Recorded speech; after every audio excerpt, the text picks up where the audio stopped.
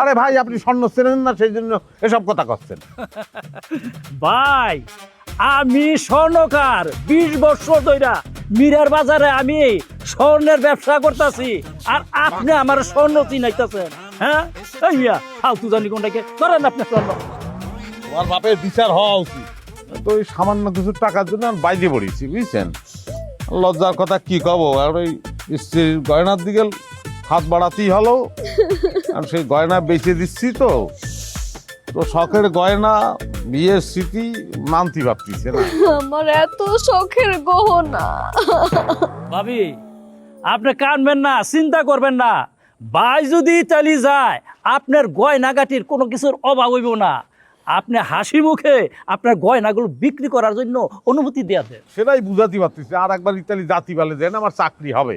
হ্যাঁ আমি তো গয়না দিয়ে মোড়ায় রাখতেই পারবো। আমি কি কব, ওরে হয়েছে কি মেলা গয়না তো আমার ওই শর্ট পড়িছে, মনে করেন যে 15 লাখ টাকা, তো 14 লাখ দিয়ে দিছি, 1 লাখ টাকা শর্ট পড়িছে আমার। আর মনে করেন সে গয়নার দাম হয়তো 4-5 লাখ টাকা হবে, কিন্তু এখন আমার কেউ যদি 1 লাখ টাকা দেয় সেটার দামই এখন 4-5 লাখ টাকা। আমি ওই 1 লাখ টাকা দিলেও আমি ছেড়ে দিতে হবে, কারণ আমি টাকার ঠেকে পড়েছি। ভাই আপনি কোন জিনিসগুলো বেচবেন ওইগুলোকে আমি একটু দেখতে পারি? না দেখতে তো অবশ্যই পারেন আপনি, আর আপনি যদি নিতে চান আপনি নিতেও পারেন। আমি তো পানির দরে ছাড়িয়ে দিচ্ছি, সেটা ব্যাপার না, আমার জরুরি সেই জন্য ছাড়িয়ে দিচ্ছি।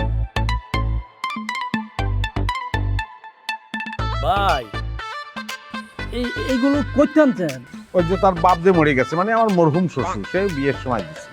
তাই মিয়া কই থেকে আনছে এটা দিয়ে আপনি কি করবেন? আপনি যদি নিতে চান তাহলে নিবেন, না নিতে চাইলে রাইখা যান। তুমি এই ভাইয়ের সঙ্গে এরকম করে কথা করছো কিসের জন্য? 24 ক্যারেটের গোল এ দেখে মাথা ঘুরিয়ে গেছে, তা একটা লোক কিছুক্ষণ অবাক হয়ে থাকবে না? অবাক হওয়ার অধিকার নেই তার। এটা আপনি কইতাছেন 24 ক্যারেটের স্বর্ণ, কিন্তু এটা তো না। আরে ভাই আপনি স্বর্ণ চেনেন না সেই জন্য এসব কথা করছেন। ভাই আমি স্বর্ণকার 20 বছর ধইরা মিরার বাজারে আমি স্বর্ণের ব্যবসা করতেছি আর আপনি আমার স্বর্ণ চিনাইতেছেন। হ্যাঁ এই মিয়া ফালতু জানি কোনটাকে করেন আপনি স্বর্ণ। তোমার বাপের বিচার হওয়া উচিত। মরিয়ে গেছে, এখন তো আর কিছু করার উপায় নেই। তোমার কইছিলাম না আমি যে এই জিনিসগুলো নকল জিনিস আনিছো। আর নকল জিনিস আনবো না তো কি করবো? আমি তাড়াহুড়োর মধ্যে হাতের কাছে যেটা পাইছি ওইটাই করছি, কারণ আমি কি করবো? কি করবা বুঝো না? এরকম করে বারবার নকল জিনিস আনতে থাকলে পেট চলবে কিরাম করে?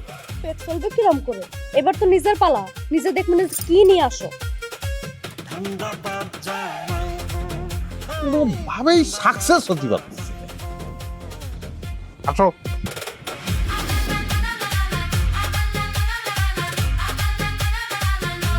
কেতলি ফেতলি নিয়ে লাভ আছে, বেচাও যাবে না।